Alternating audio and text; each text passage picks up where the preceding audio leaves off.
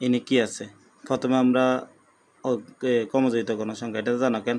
কোনাকুনি গুণ করতে হইব কোনাকুনি যোগ এটা দিয়ে 6 6 6 14 তারপরে এটা তো জানো এভাবে করে করতে হবে তাহলে গণসংখ্যা কত পাইছিলাম 50 গণসংখ্যা কত পাইছি 50 50 আমরা দিই তো মধ্যমান তাহলে 2 দিয়ে ভাগ করব 2 দিয়ে ভাগ করলে আমরা মধ্যমান ভাগ করলে কত 25 পাইছি তাহলে এখানে গণসংখ্যা কত পাইছি 24 তো 24 এই 25 থেকে 36 সংখ্যা তো এখানে তার মানে এটা হচ্ছে মধ্যক শ্রেণী এটা কোন শ্রেণী মধ্যক শ্রেণী আচ্ছা মধ্যক শ্রেণী এটা যাওয়ার পর তাহলে আমরা সহজ ভাষা বললাম মধ্যক শ্রেণী কোনটা 61 থেকে 70 ঠিক আছে তো হ্যাঁ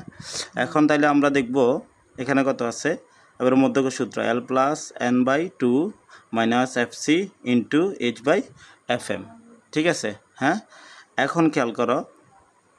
L হচ্ছে যে মধ্যক শ্রেণীর সর্বনিম্ন মান যেটা সেটাকে কি বলা হয় L আর হচ্ছে যে n/2 তো আমরা 25 পাইছি অলরেডি কেন আর FC হচ্ছে যে ওই যে মধ্যক শ্রেণী বরাবর তার পূর্ববর্তী শ্রেণীর কমযোজিত গণসংখ্যা FC ঠিক আছে না এই FC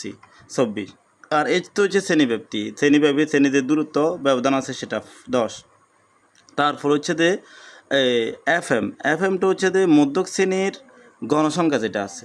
মধ্যক শ্রেণী বরাবর যে গণসংখ্যা আছে সেটা ঠিক আছে না হ্যাঁ এখন তাইলে আমরা এবারে মানগুলোকে বসাই তাইলে 25 থেকে 1 যাইলে 25 থেকে 24 যাইলে আর থাকে কত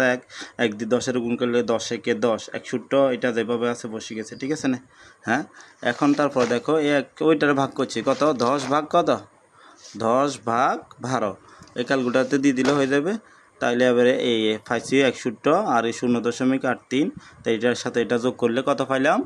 61.83 ঠিক আছে।